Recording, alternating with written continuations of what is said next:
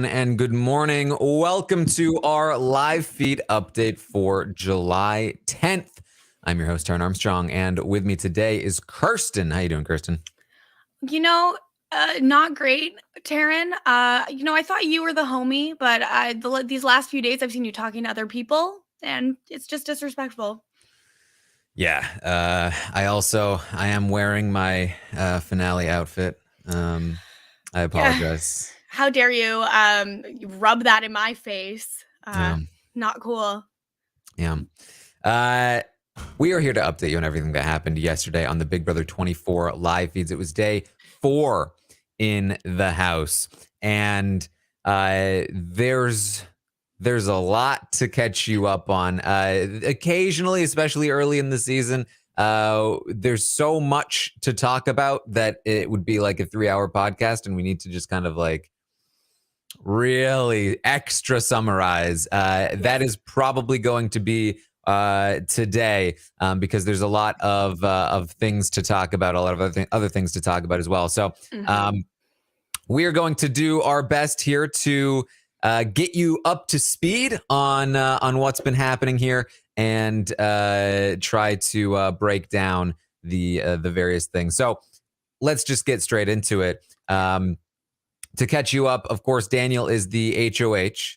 He, on day 3, nominated Michael and Terrence for eviction. Michael because he was not one of the strong guys, and Michael was his target. Terrence because it was just an easy nomination. Very quickly after the nominations, when Terrence talked to Daniel made it clear that Terrence was not his target, and the conversations with Terrence went very well, and only further reaffirmed his opinion that he did not want Terrence to go, and that he did want Michael to go. In the meantime, we've got, the Mamba Alliance. We've got a bunch of different alliances. Let me pull up the cast as well. I apologize that the text might be a little small if you're not in full screen, but I could try to show you that if I try to change it in any way, it just doesn't work. No, but here's the thing, Taran. Why would anyone not have us in full screen? Why are you disrespecting us? Put it in full screen. Also, Daniel's a flop. Oh my God. What a, I know this has been talked to death the last few days. I'm not like reinventing the wheel here, but like winning the first HOH, really only a benefit if you know what you're doing. And I guess he's on another planet. I don't know. I can't.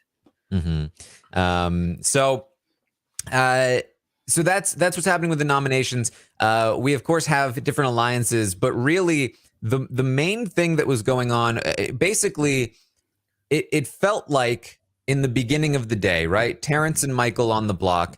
The intrigue was coming from the fact that the alliances intermingled in such a way that it could end up being a split vote, or at the very least, some kind of fight for who was going to go and who was going to stay. And that's because Paloma's group, the girls, plus Mamba, would want to keep Michael around, and Daniel and the people that he's working with, primarily the Motley crew plus Nicole, and then by extension, the rest of the guys, which are loosely named Oasis, would want Terrence to stay and Michael to go. And so I'll briefly give you the names of these alliances again. The girls, Alyssa, Paloma, Amira, Indy, Jasmine, and Brittany. Then the Mamba Alliance is Alyssa, Paloma, Amira, Monty, Kyle, and Michael. And then the guys are the guys. And so the guys aren't the guys. So basically the intrigue here is that, and I'm not going to go over all the votes because there's so many people that don't have votes. There's 9 votes total. Yes. Paloma's group has 5 within the girls and Mamba. Plus they were probably looking to get somebody like Joseph to come along with them. But basically the intrigue is that the other guys would expect Monty and Kyle to vote with them to vote out Michael and vote to keep Terrance. And the Mamba Alliance would obviously expect them to vote to keep Michael, and things are going to be a little bit weird, if push comes to shove. Now, all of that is irrelevant because push doesn't come to shove. But that's where things were looking like they were going. Push doesn't. Sorry, that cracked me up. Sorry, Taran. No worries. So Veto, of course, is going to occur today. The Veto players are drawn, and Indy, Amira, and Turner are picked to play alongside Daniel, Michael, and Terrance. So that's the consistency of that's the makeup of the Veto competition here. We actually got a leak of the competition. It looked like there were 2 tracks. We did confirm it was like a head to head kind of situation. And they were like dressed up as like Renaissance knights or whatever. Oh, was that what that was? Renaissance? I don't know. Renaissance came to my head. Maybe because Renaissance fairs. If I'm being honest, I don't really know what Renaissance means, other than like the resurgence of something. Well, right? It's also Beyonce's new album, so maybe they're trying to be on theme. So anyway, Veto competition. Michael's hyping himself up. What would Janelle do? She would win the Veto. Yes. She would simply win the Veto. And then celebrate in their faces. So he's hyping himself up, and Brittany joins him and gives him a pep talk. She's like, visualize yourself winning. She's like, one of my biggest hobbies is that I look into like this kind of thing about,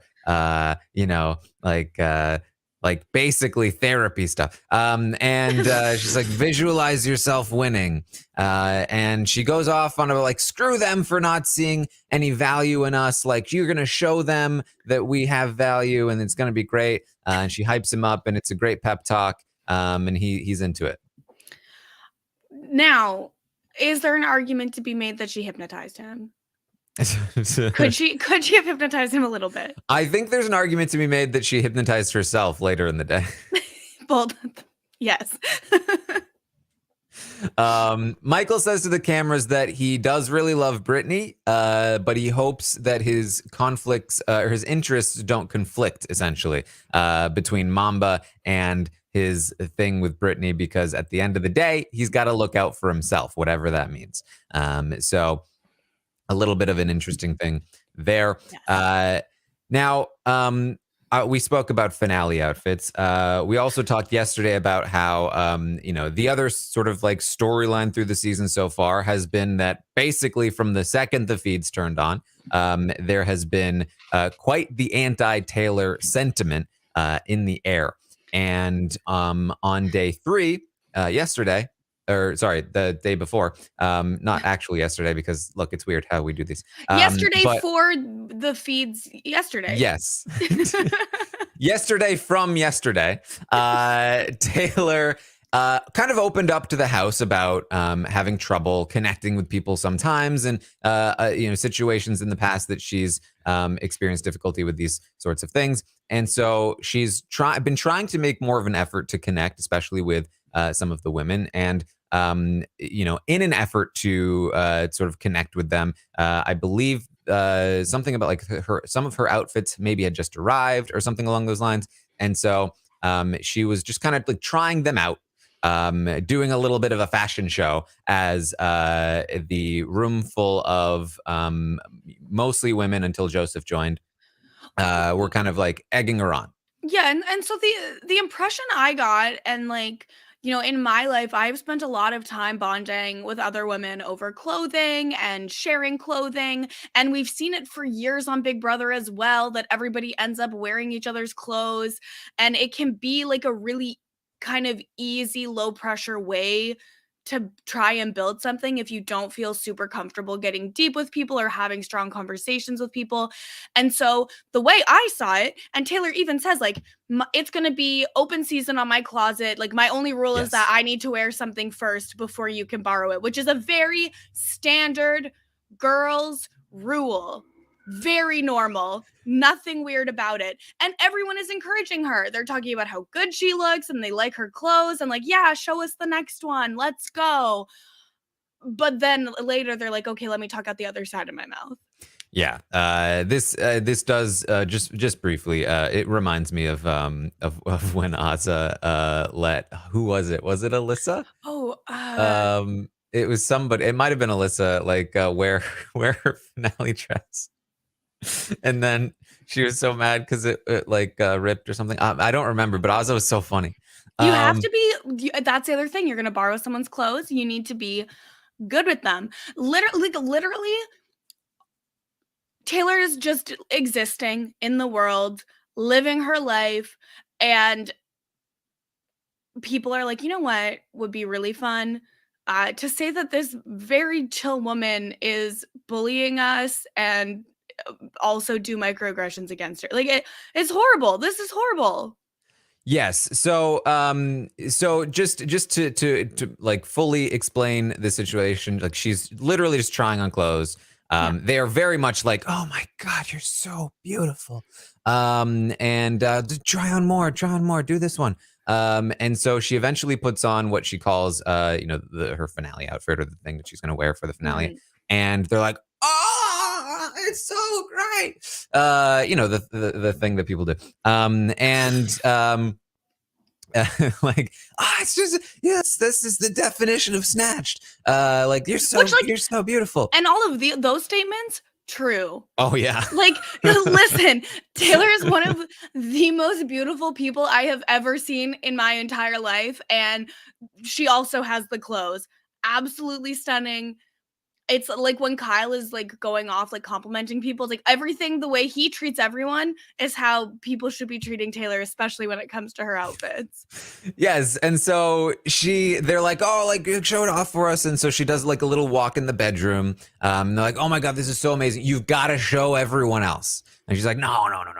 Like that was not the intent here. And they're like, oh, come on. And we'll like introduce you like, hey, it's Miss America. She's like, Miss America. I'm like, okay, no, come on, we got to do this.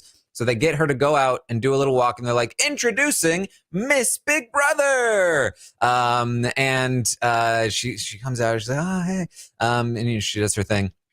So everybody gets to see, and she's, people are like, she's showing it off. And people are like, oh, that's your finale outfit. Like, oh, you're showing off your finale outfit. She's like, why? I didn't want to, but they made me come out here. And so she shows it off. She goes back. She takes it off.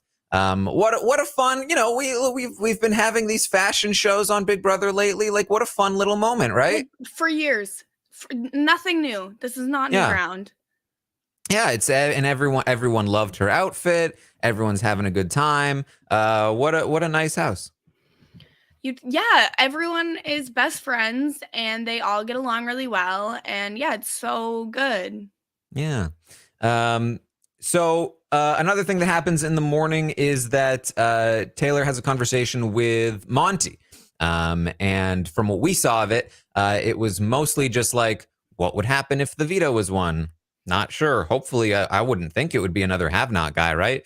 And they actually briefly talk about like, Terrence is up on the block. What are we gonna do? Taylor's not sure. They're kind of like, man, it sucks that like, that Terrence is up there because obviously we're not gonna do like a cookout thing again. And then the feed's kind of cut from the conversation. So we didn't see much more of that particular conversation, but don't worry, it comes up later. So anyway, we get to the veto competition, and I'm skipping a lot of like campaigny stuff. In the morning. There's so much little stuff of like, what would you do if you won the veto? Would you want me to use the veto? Who should I pick? What should I do? Exactly. Who do you vote for? Like, and nothing that exciting, because a lot of it is people asking Daniel what to do, and he doesn't have any opinions that aren't given to him by other people. So he doesn't really know how to respond to those questions. Yes. And much of the campaigning and who would you vote for and what would you do with the veto becomes irrelevant because Michael wins the power of veto. What would Janelle do? She would win. She would. And And he did. It was apparently a pretty close one. Amira did very well. People really respected Amira's performance. And there's some drama that comes from this, both the competition and just the general time that the feeds were down, primarily because Paloma is pissed at Daniel. She says, this guy is problematic. He's got to go. Did you see how much of a sore loser he was in this competition? She says that he accused Indy of cheating in the competition. That he was like, yeah, you cheated. Embarrassing. That's like the problem is you hear all of this from Paloma and you're like, is it true? Who knows? We can't believe her. She's an unreliable narrator. The problem is she goes to Indy and she's like, can you believe what Daniel did to you? And Indy's like, what? I thought it was chill.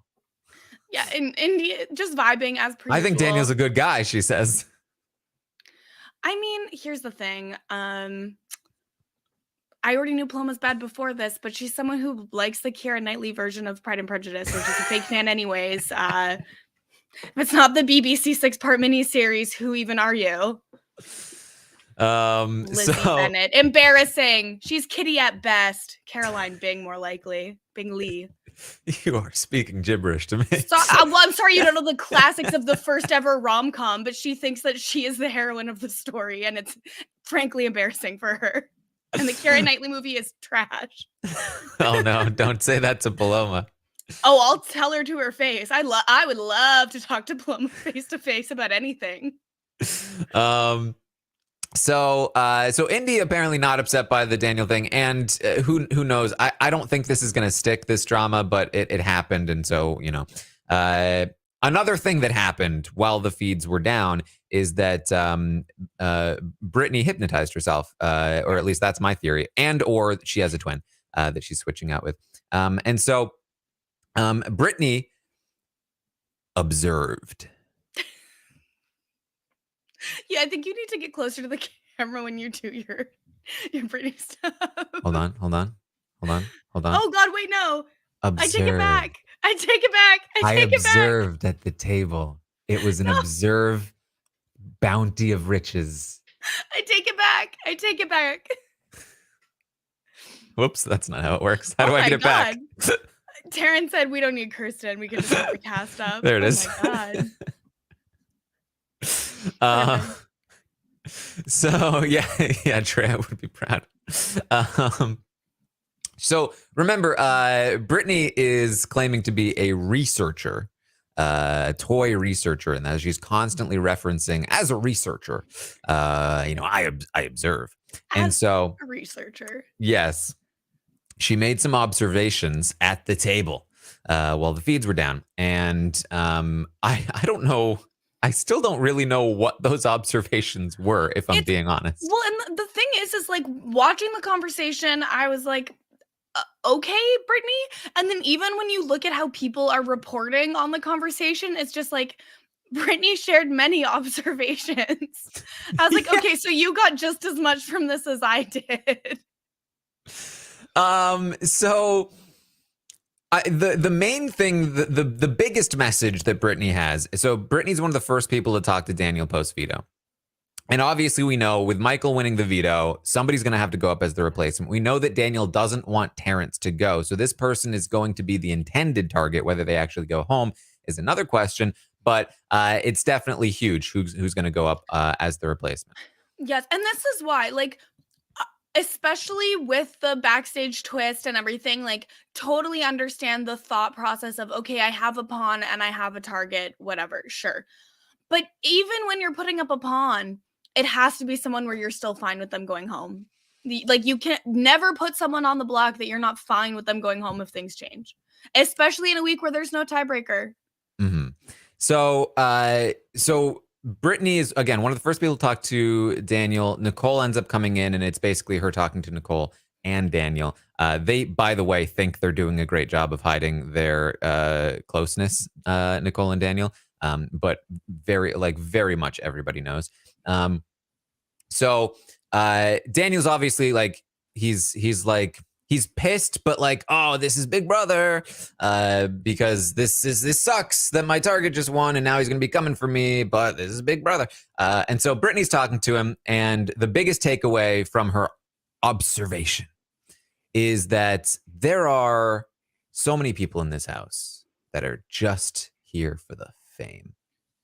And there's few of us here that are not here for the fame. And luckily that's, obviously we're not here for the fame. We're here for the money. Well, yeah, because Big Brother is so big for fame after. You know how the contestants are so famous after the season. Yeah. And the person that she thinks is here the most for fame is Indy. She doesn't even know what version of Big Brother she's on. She just wants to be on Big Brother Brazil. Why is she even here?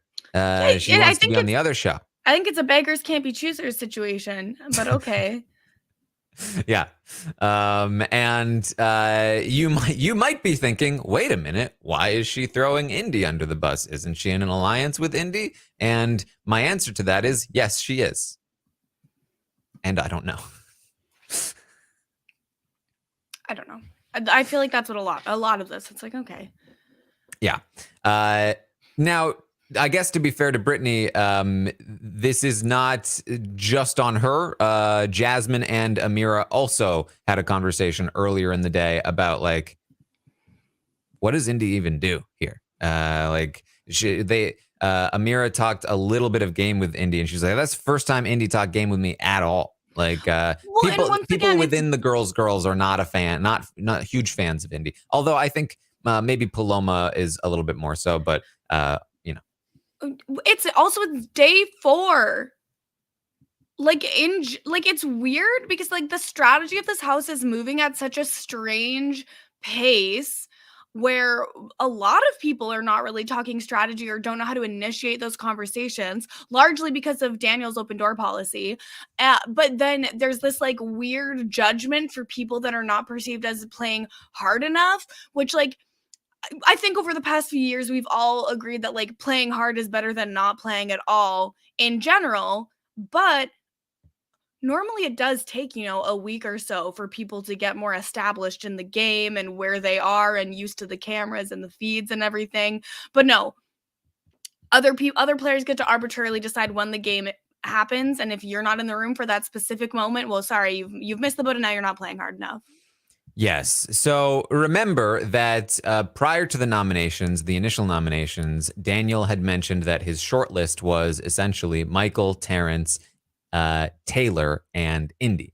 But we also know that there's been a big push from primarily Amira, but also, Paloma and Alyssa and a couple of other people that they would love to see somebody like Joseph go up on the block. So in terms of a replacement nominee, it seems like the top 3 names on the board are Indy, Taylor, and Joseph, with Daniel probably thinking Indy's the easiest option. Brittany very much like, yeah, she's here for fame. And she's like, and Terrence, I hate to say it, but he's breaking down. And Danny's like, what do you mean? Like, what are you trying to say? She's like, well, basically that we should keep him around, right? And he's like, okay. And so then she starts talking about Taylor. And he's like, oh, I don't know about Taylor. Like, I wouldn't like, he's kind of like anti big move. She's like, well, I can tell you, because he's like, don't the girls like Taylor? She's like, no. The girls, they do not like Taylor. Whoa, really? And she's like, yeah. No, nobody likes Taylor. Everybody doesn't like Taylor. It's like, oh, okay. And then she just keeps going. Just basically like like anybody that is brought up, she's got something to throw them under the bus. I genuinely don't understand what she's doing here. But she's super hyped up about it. I mean, as you would be when you're just throwing things at the wall and seeing what sticks. Yes. So I will say, like pretty much anybody that talks to Daniel except for Michael, yes. He likes this conversation. He's like, oh yeah, she just laid out so much for us. Nicole, though, seemed a little more like sketched out by this situation. She's like, "Well, that was weird." And the fact that she was observing at the table is terrible, because I was having a whisper conversation with either Pooch or Turner. I think Pooch, about like what we would do if the veto was won, and like we were talking about it, and she probably heard that because she was observing. And then it's like, okay, so the problem is now that you were observed, and not the fact that you were having an open whisper conversation in front of people. Weird. That's weird. Yeah. So Amira is going to talk to Nicole after this. And again, her pitch is like, let's try to get Daniel to make a move here. And the move that she wants to be made is Joseph. And Nicole is in. She's like, I'm down for that. That would be a great idea. The only thing is that I would want to make sure that we would have the votes and that we'd back up Daniel. I don't want to leave Daniel, hanging to dry, whatever the phrase is. You're the sleep deprivation is already taking over for Taran 4 days in. Listen, these people fall asleep at 6, and then the music comes on at 7:30. When is Taran to sleep? Yeah. So they agree. Let's get Joseph on the block. And the problem is that Daniel right now, he really wants to take the safe route. But Daniel's talking to Terrence, and he tells Terrence, hey, I really want you to stay. Terrence says, look, if you really want me to stay, I think you should really make a bigger move. I think you should take a big shot. Make sure that the person sitting next to me is somebody that nobody can resist, voting out, essentially. And the conversation is longer than that. But basically, Daniel is pretty receptive to the idea. Terrence is making some good points. And it's starting to feel like, okay, Daniel's starting to be receptive to the idea of making a big move. Amira had actually been pushing the idea even before the veto had been won by Michael. And Daniel was basically like, I'd think about it. And so now Amira and Nicole just need to pitch to Daniel, let's do Joseph. And there's a chance we might see something happen. And so the doorbell rings. Daniel opens the door. And Turner comes in. Wait, Turner? It's supposed to be Amira and Nicole. Uh-oh. What's Turner doing here? Turner is the messenger, okay? He speaks. He's like the Lorax of his alliances, that he speaks for them. Yeah. The other thing too, okay, so just before we get into the turn of it all, everyone's talking, make a big move, make a big move, make a big move. This is week 1. Daniel could establish what a big move means in this house and take the reins and take control, which is what, or at least get people behind him. But instead, I don't understand what they even mean by big move, because how is Joseph a big move? He's really not that big of a move, but at least you're taking out one of the 6 massive dudes. Yeah, everyone's like, oh, big move, big move, as a way to just sprinkle dust to be like, oh no, you don't see our giant alliance. You will nominate someone who's outside of that alliance, and we'll tell you it's a big move. And fair enough, that's their game, but it's annoying because I really Yeah, a big move is basically anything that's not the most cowardly little move. But I don't even know what a cowardly little move would be. Whatever pisses people off the least. Yeah, if you piss off at least one person outside of the person that got nominated, that's a big move. I miss Karen Singbeal. I'll say it. I'm not afraid. So Turner comes in instead of Nicole or Amira. Turner comes in. He does bear a message. Turner says, look, us guys, we have discussed the situation. And I'm up here as the representative of said guys to present to you what you should do, which is you should nominate. Hold on, let me just preface: it is a big move, all right? And I get it.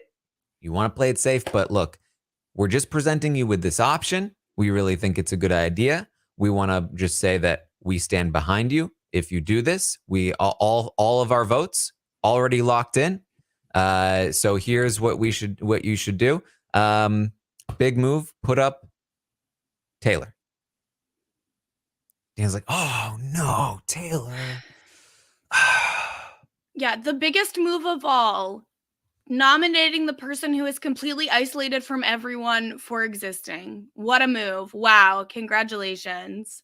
Well, you see, what I remember, the definition of big move is that it pisses off at least one person other than the person nominated. But with Taylor, she's going to be so pissed off that it's just a big move by itself.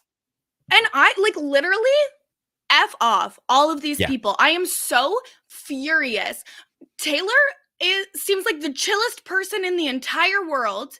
And so any sort of assertion that she is going to be angry or blow up or anything is literally just a microaggression playing into the angry black woman trope, because it's racism. It's messed up. Is it even micro at this point? Like, that's the thing too. Like, the concept of saying she's gonna blow up is a microaggression, but everyone has really gone macro with the aggression against Taylor, and it's not okay. It is so disgusting. This woman breathes, and they can think of 10 reasons why they should be targeting her.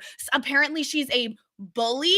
How can one person bully 15 people? Tell me that. Tell me how one person bullies 15 people, because I would love to learn. By wearing a dress? Because I would like to bully all 15 of them, to be honest. So teach me how so I can do it. I'm sorry I interrupted that line. That was a good line. I've had enough. Sorry, I made tea before the podcast to try and calm myself down, but I've just been sitting here straight up raging for like 3 hours. I don't know what else to do.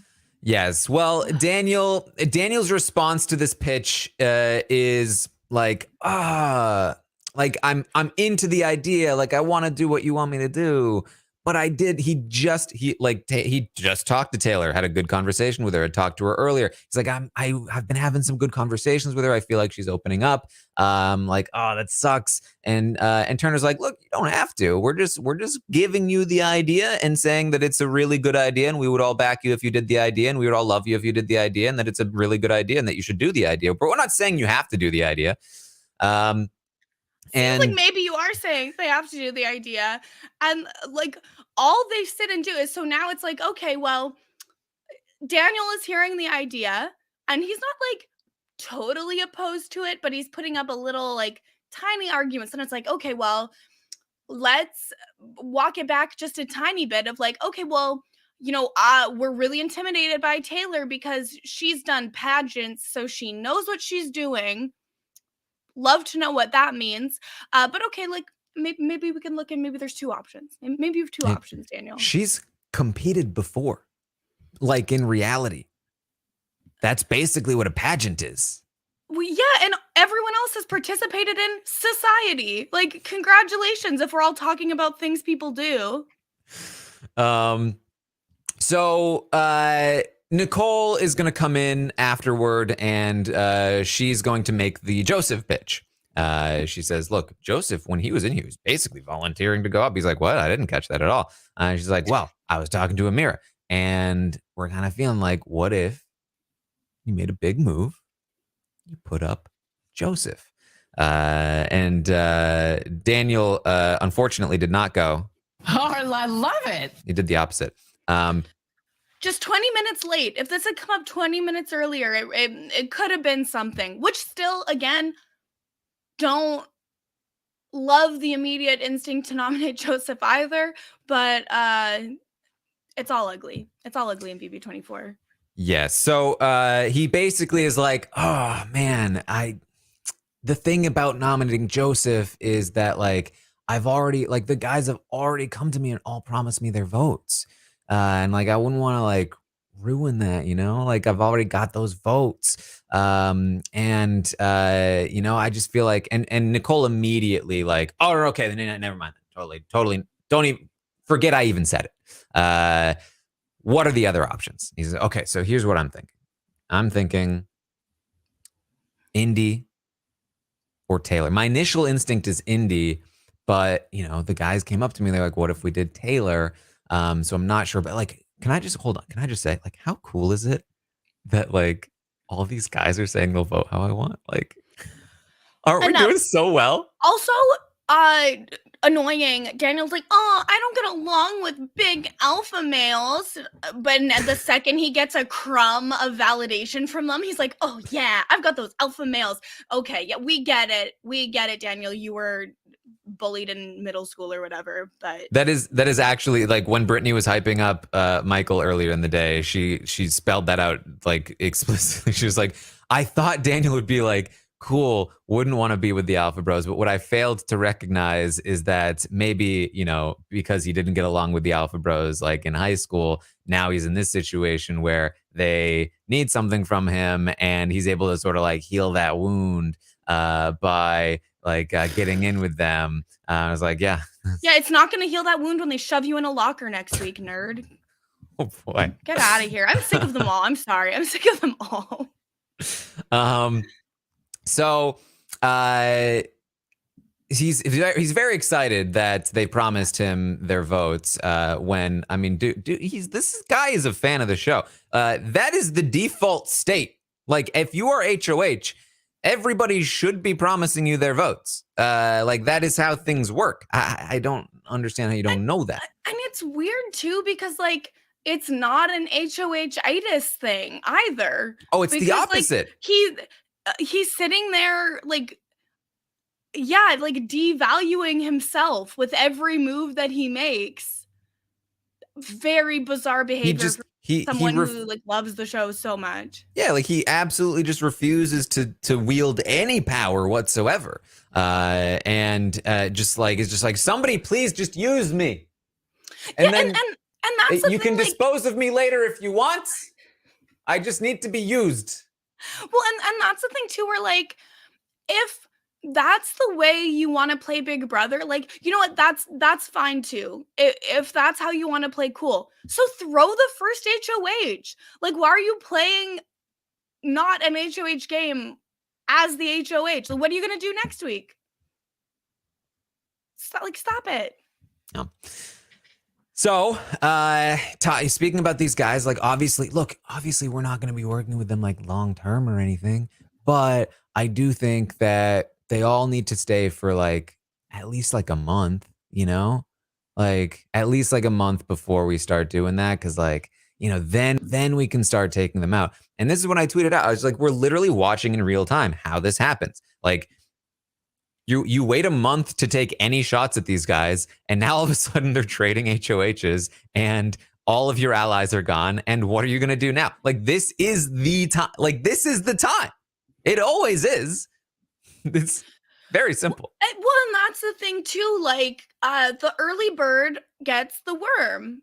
And especially when there are so many worms being giant people, you gotta start going for them early, because if they seize power, it's gonna be too late, and everyone else will just get picked off one by one by one. Mm-hmm. Now,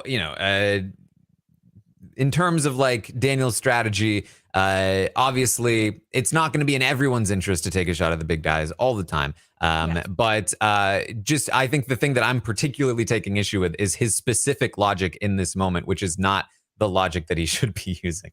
But he goes back to Indy. So Indy and Taylor, his instinct is Indy.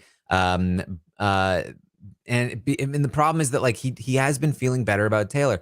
But it's starting to sound like everybody doesn't like Taylor, and that maybe that is an easy move. But maybe because everyone doesn't like Taylor and she likes us, maybe that means we should keep her around, right? And like maybe just do Indy. Let's get to that second level of logic. Yes, and Nicole's like, yeah, I think that makes sense. I think Indy is maybe the call. He's like, yeah, I think so too. I think Indy is the one we should go for. So they break. Nicole goes downstairs. Monty comes up. Monty, one of the guys, he's got the same idea. He pitches Taylor. Yeah. She's very safe option. Here's the thing. You really want to keep Terrence. You put Taylor up. Everyone's going to vote her out. Nobody likes her. And let me tell you about some of the things that she has been doing. Did you know? Oh my God. Did you know that she wore her finale dress earlier? In front of the nominees. Yeah. The disrespect. The arrogance. She wore a dress. Her crime? Existing while being hot, I guess. The assumption that she can just strut out in a finale dress. It's so disrespectful. And goes on and on and on. Convincing Daniel he should go for Taylor, right?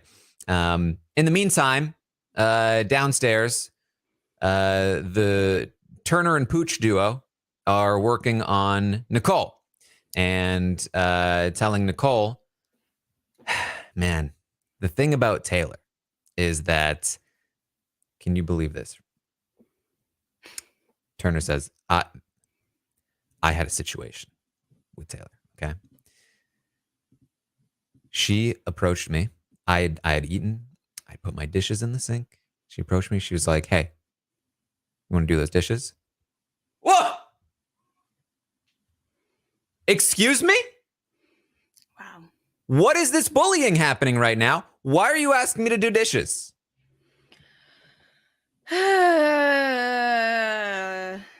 God forbid. You're only living with 15 roommates. Maybe clean up after yourself. Unbelievable. There's also a story going around about how she I think who was it? Kyle that she was talking to? Somebody she was talking to. Maybe it was Monty. That she was asking like, oh, does Daniel have a backup plan if the veto is won by one of his nominees? And they were like, I don't think so. She's like, well, that's stupid. Well, yeah. Why would he plan it before the situation happened? I mean, that's... Why would you plan ahead? You're only in a house for 100 days. Or I guess it's less than 100 days this season. Whatever, however many days it is. Well, that's... Taylor thinks that's stupid. And it's very mean of Taylor. Very bullying behavior. I can't. Yeah. So Nicole is being convinced by this, the dishes situation and the stupid situation. And Daniel is going to talk with Pooch. And in my read of the situation, this is what really starts to tilt the needle really in the direction that we're going. He's going to reference this specific argument later in regards to the Taylor situation. So Pooch makes the argument that he says, look, Daniel, the thing, because Daniel's, by the way, talking to every person and telling every person. So I'm between Indy and Taylor. Yeah, he's not like, oh, who do you think I should put up? He says, listen, A or B, Indy or Taylor, these are your two options. Like, at least try to get information from people, man. What are you doing? Yeah. And so he is, same thing with Pooch, Indy or Taylor. Pooch is trying to convince him to go Taylor. And Pooch's argument is, well, here's the thing. We know, right, that Taylor, you know, if you put Taylor up, she's probably gonna blow up on you, right? When she blows up on you and you're like, look, the whole house wanted this, and she's like who? He's like, I'd be willing to raise my hand. I'd be willing to support you. Oh yeah. When she blows up, everyone will just put their hands up and show that it was our idea, and it's not just you. We'll protect you, Daniel, from the mean Taylor. And here's the thing, he says. Here's the thing. It's only gonna get harder to do this, right? Because if you put her up for a whole week, now you're having to deal with her for a whole week. But if we do it now, post veto, right? You just have to deal with her for a couple of days. And it'll be much easier for everyone. And Daniel's like, that's a good point. Is it Daniel? Yeah. Or is it fiction? I think this is maybe the thing that frustrated me the most, because I really do think this is like the argument that really like clinched it. And it's the argument of this like false idea of how Taylor will react, and the idea that like the reason why I would choose Taylor over Indy is because I just want to get the Taylor reaction out of the way in as short amount of time as possible. Well, and what's also really like on top of how it's all complete bullshit and based in stereotypes and is bad, the other thing that makes me so mad about this is that, you know, Daniel and Taylor, like, they're not besties. She's not the homie or anything, but they're not like bad vibes. Like they could conceivably work together. It would probably be okay. And so even if we're living in a world where Taylor is going to blow up when she's nominated, Daniel does not have to be the one to do it. Let someone else do it and ruin their week or backdoor to get it. Having someone else, cause a scene would be helpful for Daniel in a week when he doesn't have power. Mm-hmm. Even she's not going to do it, but even if they believe that she will, it does not benefit Daniel to put her up now for that reason. Yeah. So after the conversation with Pooch, Daniel tells the cameras, I'm leaning toward putting up Taylor now. And he's got to talk with Taylor. He wants to get that out of the way. And so he brings Taylor up, and it's like, this is pretty much now or never, it seems, for Taylor.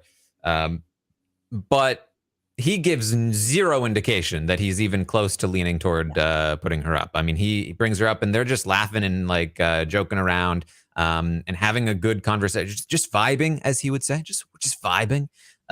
She has no idea that she's in trouble. And unfortunately for her, when he's asking her some questions, she ends up saying, well, yeah, the thing about Indy is that, I don't know where she stands game wise, but I wouldn't put her up on the block because I think that if you put Indy up, Terrence might go home. Let's be clear. This is not what causes like anything to happen, but it definitely doesn't help. Yeah. Like, and it's the thing where like, she doesn't know that it's between her and Indy. Like, how is she to know saying that is going to cause a problem? Like, that's not her fault. It's not even really a mistake. It's just something that happened. Yeah. So basically the point is the conversation doesn't really go anywhere and does not help the situation. It seems as though the Taylor nomination is really starting to get locked in. So I just want to stop down for a second because obviously there's a lot of discourse happening about the situation. I think most people are on the same page that like this is a pretty absurd situation that is very bad and that people are treating Taylor unfairly. I think I've seen some people sometimes talk about like, well, God, you have to admit she's not good at the game. She's not talking to people. She's not doing things. To which I would rebut. I don't think that if you're making that argument that you understand how the game works. Taylor, from the second she entered the house, before she even entered the house, people had preconceived notions of her based on the leak of the fact that she was going to be on the cast. Then she entered the house and had to deal with unfair stereotypes. And we saw the second the feeds turned on, people were already judging her based off of like just the most minor of first impressions. And when you're dealing with a group of 6 women who on night 1, hours into knowing you, decided to make a group that excludes you and trash talk you, it's going to be difficult to talk game with them and open up because they don't want anything to do with you. And you don't even know that it's happening. So to say that like, oh, well, she's not talking game or she's not doing this, she's not doing that. It's like the whole point of playing, like when you're playing the game and you don't want to be a Frenchie, you don't want to like just expose your whole game to some random person that already hates you. You have to get the vibe of the conversation and judge whether or not the person is open to talking game with you. And most people were not open to talking game with her from get-go. So you can't say that like, oh yeah, well, she clearly messed up. I've even seen the thing that I hate the most, which is like, well, I mean, if everyone in the house is like separately all saying that they think that Taylor is this, then clearly she has done something. We have literally seen everything. Yeah, she has not done the thing. We got night one feeds. Like we missed a very short couple of hours, but not enough to make it seem like there's any sort of substance to what is being said about Taylor. I've seen that it's like, wow, Reddit, Facebook, and Twitter are all on the same page supporting one player. That type of unity does not happen. That should, if you're sitting here saying, oh, well, Taylor's bad at the game, take a step back, take a look at it. And we've seen year after year after year, Black women treated poorly in the house, largely because of stereotypes and implicit bias, like those kinds of problems. And then we get people on Twitter who I guess just love to further hate on Black women by saying they're bad at the game when they don't even get a chance to play. There's been a huge diversity initiative at CBS, which I would argue is not great because half white and half everyone else is not really diversity. But diversity alone is not enough. It's called diversity, equity, and inclusion. And more needs to be done at CBS in production, casting, every step of the way to create an environment where Black women can actually play the game on the same level as everybody else. Mm-hmm. I think that the fact that we have day one feeds, I think is hopefully enlightening people more so, because here's the thing. We pretty much know this to be the case. If we did not have night one feeds, that all of this would have been hidden behind an edit that would not have explained the situation. Well, I mean, I'm very curious to see how they edit this situation, yes. But I think we all know what I'm talking about when I say that, like, there have been situations like this before where the edit then goes on to blame the person, even though they have no footage to show of a person doing something wrong, just footage of the other players all saying this person is clearly doing something wrong, which leads to a consensus from the audience, which is like, oh, they must have done something wrong, which, as we can see very clearly, is not the case. Yeah, and that's the thing. Like, the edit has to go by the lowest common denominator and try and make it easy for the people who don't watch the live feeds to understand what's going on, which is what leads to the edit being inaccurate a lot of the time. So I'm super curious to see how this is all going to be addressed in the next couple of episodes. Mm-hmm. So Daniel seems like he is definitely settling in on Taylor as the option. And he's going to talk with Paloma to get a sense of what, to give her a sense of what he's thinking.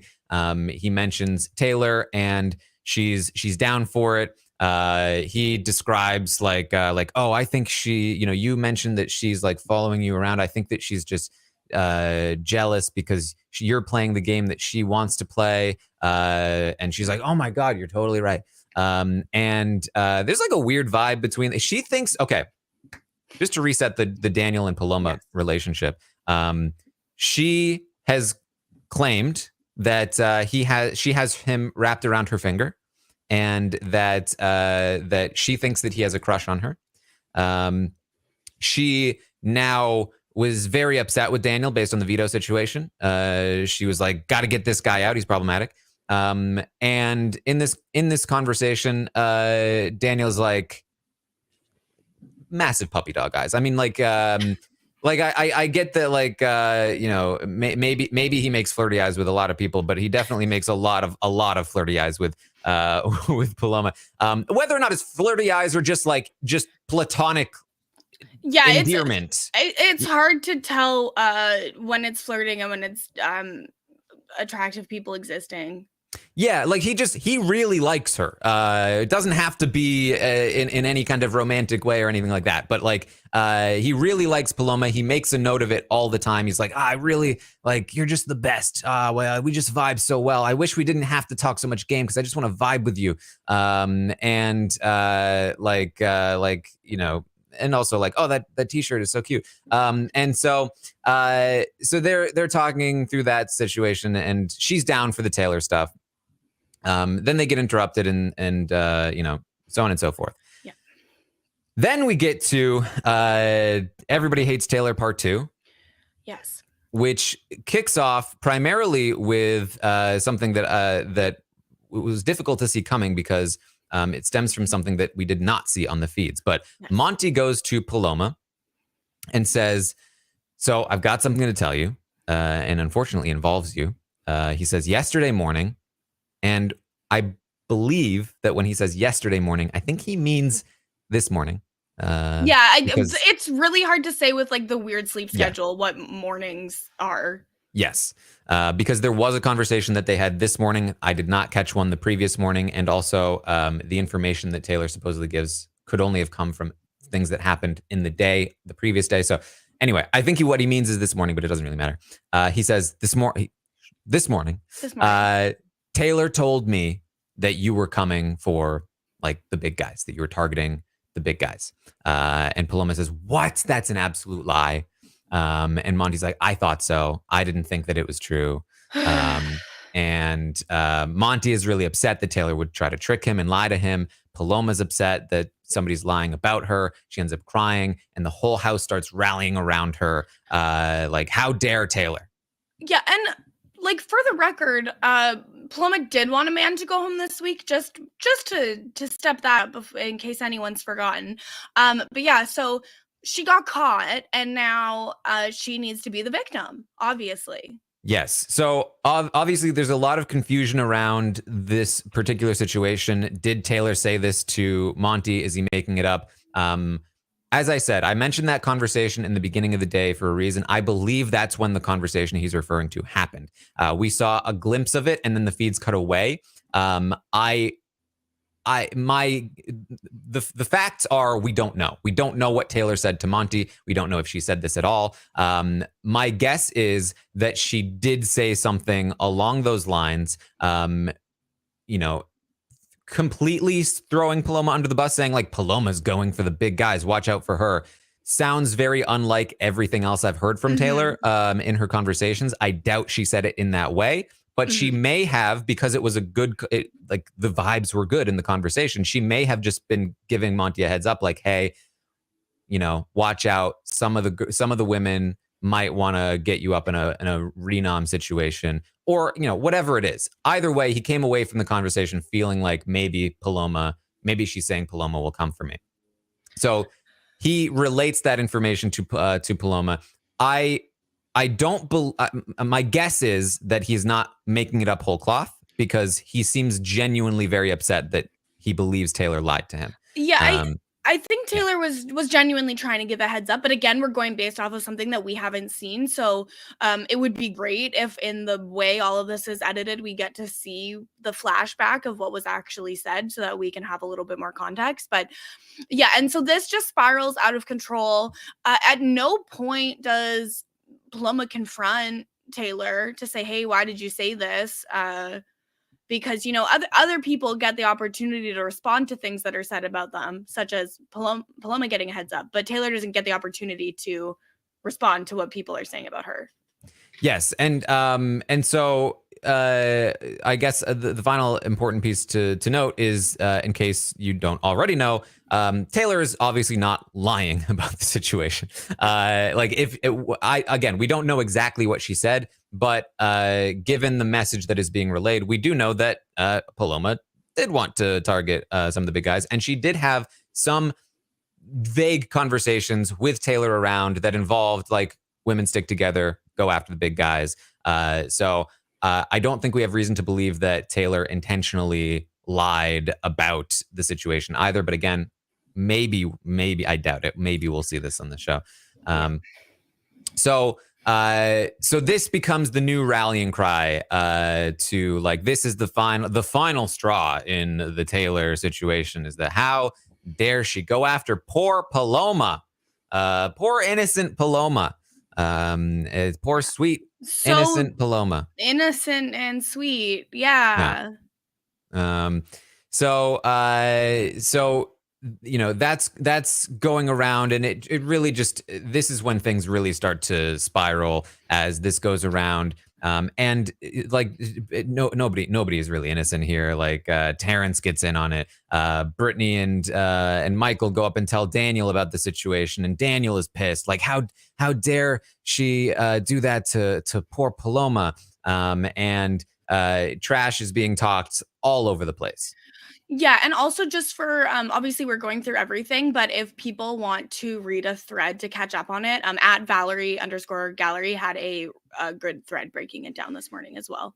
Yes. Unfortunately, I did not have the time to like gather up all of the quotes because there's a lot of them, and it's exactly. And it happened just like all night long through the night. And it happened hours ago. Taran needs to sleep at some point. So just in case people want to see a really good distillation of it, because it really just pushes Taylor is horrible. Paloma is sweet and cute. Why would Taylor lie on Paloma like that? People calling Taylor a bitch. People bringing up again the dress. Just like working each other into a fury of like mob mentality. Mm-hmm. Very much so. Very much so. I mean, then to sort of like pile on top of it all, we see Taylor crying in the bathroom by herself. She even like noted earlier, like, why am I always by myself? Like, where is everyone? She ends up crying on her own. There was speculation that maybe she overheard some of the trash that had been that people were talking, because it was all happening all over the place. That may be the case. She may have just like caught a vibe and started crying, or it may have even just been general crying that had nothing to do with the situation. Sometimes people do just cry in the house. It's hard to know because she didn't really explain in the moment. She later actually talks to, of all people, Paloma about it and says, I was just crying earlier for no reason at all. And like just talking about general stress. So I don't know why she was crying, but obviously, like, you know, I can only imagine that the fact that she is a social outcast, whether she notices or not, is certainly not helping. Yeah, like even obviously we haven't seen any diary rooms or anything. We don't really have an insight into specifically what's going on in Taylor's mind, but like even if she does not know everything that's happening behind the scenes, you can feel it. When you walk into a room and nobody wants to talk to you and nobody likes you, you can tell. Like, humans are social creatures, and most of us can pick up on vibes. Mm-hmm. Yeah, for sure. And you know, there's very little like social support, happening. Like, she's having occasionally some good conversations with people, but then those same people are turning around and trash talking her later. And so, again, whether or not she knows that's happening, like, there's definitely, like, you can usually pick up on it. And picking up on it is not the same as like knowing that you're in danger or knowing for sure that people are talking about you, but just like on a subconscious level alone, there's a difference between people who are like genuinely like friendly and wanting to support you and people that are like trying to avoid you or like whatever, right? So whatever the case may be, you know, things are not great for her, and she ends up crying, which is very upsetting. It's a horrible clip to watch of just Taylor crying and feeling bad. And meanwhile, everyone is all like, oh, Paloma is so sweet. Paloma's my little sister. Oh, she would never do anything wrong. Oh, so sweet. Blech.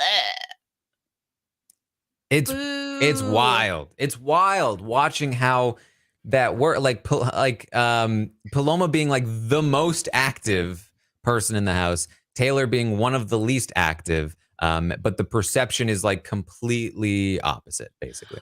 Paloma must have just a very magnetic energy in person, because she does not come across great when you're watching her, but yet people are really falling for what she's giving, and she must have some sort of quality about her that draws people in. Like, I don't understand it. I don't see it. I have no idea. I mean, I honestly think, and you know, I do think it is you know, a thing to note in regards to playing Big Brother, but being very active, talking to people a lot. we hear it every single season so often, like, this person's not talking to me, I don't trust them. If you talk to people, they tend to trust you more if you have any like semblance of social skills. And so like just by being so overly active, talking to so many people, they feel like she's making them feel more comfortable. And the fact is that most of the time, the people that are talking to people the most are the people that you should be looking out for the most. But on like an instinctual level, it doesn't feel that way. It feels like the people that aren't talking to you are the dangerous ones, and the people that are talking to you are the nice ones. And it's very easy for that to be reinforced because the people that are talking to you are in your ear about how they should be perceived, and the people that aren't talking to you are the people that are very easy to paint a picture on. And I do think that part of it also comes down to Paloma being very physically small and young as well. I think people are inclined to protect someone like that. Mm-hmm. Yeah. So that's basically where we are. I think that a lot of people are looking for like what are the main things that people are saying about Taylor? And to give that list, it's the dress, which they encouraged her to wear, and then basically like peer pressure forced her to go show off. The stupid comments, which it's the sort of thing where you're like, oh, she said that Daniel was effing stupid. No, first of all, yeah, she was just saying it's stupid like to not have a backup plan. Yeah. But second of all, it's like, yeah, that could theoretically sound bad in isolation, but if you have to look at like what everybody has said, like everybody has said way worse things about Daniel, like about other people, like these kinds of things are said all the time. It's only when she says it that it's a problem because she's already the pariah. So there's that. And then that now this Monty situation, the dishes situation, remember like back in night one, there was like a pineapple incident. The pineapple incident. And again, like I honestly think the main thing, and this is really the takeaway I want you to make sure that you have in regards to like, is she doing anything wrong? Which first of all is no. It's the preconceived notions. It's the stereotypes. It's the the leak that a pageant girl was going to be on the show. The idea of what a pageant girl even means to these people. Then seeing her, and remember the first time we saw people talk about her, they were like, oh, like this, like she's like this, which is me doing a pageant wave if you're not watching the video. First of all, if you're gonna do the pageant wave, it's elbow, elbow, wrist to wrist, touch the elbow, make the twist. First of all, yes. And so when you're put in that box, when people are prejudging you, it's very difficult to get out of it, especially when you don't know that you've been put in that box. And every tiny thing that you do wrong, every tiny bit of thing that like social faux pas, that whether it's like a big one or a tiny one that, or even one that is not even a social faux pas, it just happens to like rub somebody the wrong way because it's a misunderstanding or just like that person's weird. Those things get amplified and then shared to the group. And then the group has a collective mountain of evidence of tiny little things that you have done that, like, if that level of scrutiny was put on anybody else, would be the same. It would be this, like, it would make them look bad. But because she's already in that position, it's now on her. And that's the situation we're in, right? Like that's why we're talking about like the degree to which it is unfair. Yeah, she never had an equal opportunity to play the game. Yes, exactly. So that's where we are here on day 4 of Big Brother 24. Sorry, everybody. We're just reporting the news. It's not our fault. Yeah. And like, if this is a bummer to you and you're like, oh man, why do you got to talk about this? Like, blame the cast, not us. Yeah, it's because it's what's happening. And I am sitting here watching the feeds trying to decide if it's more like BB19 or BB21. Mm-hmm. Not great. All right. So that's about what we've got. Anything else that you wanted to bring up, Kirsten? The The shower drain is already like disgusting, and it's day 4. Did they do any sort of maintenance on this house between seasons? Well, they changed the tiles, the ceiling tiles. Yeah, I think it's very disgusting when you're hearing people be like, listen, if you want to avoid the shower clog situation, here's how you should shower strategically. Get a plumber in there. Good God. All right. Well, that's what we have for you today. And I will be back, of course, tomorrow morning at 11 a.m. Eastern to update you on everything that happens today on the Big Brother 24 live feeds. We'll see if what comes of this whole situation. Hopefully it doesn't just continue in the way that it is, but we will have to wait and see. I will also be live on Twitch, twitch.tv/Taran Armstrong in just a couple of hours for our weekly Goose Duck game. And then later tonight, I'll be live watching the episode on Twitch along with all of you for tonight's Sunday night episode. And then after the episode, we'll be live podcasting, recapping the episode. So check all of that out again over on Twitch, twitch.tv/Taran Armstrong, and here on the podcast. Kirsten, where can people find you? Yes, so you can follow me everywhere at Kirsten Said What, including twitch.tv/Kirsten Said What, where I will also be playing Goose Duck with Taran this afternoon in just an hour and a half. Good Lord.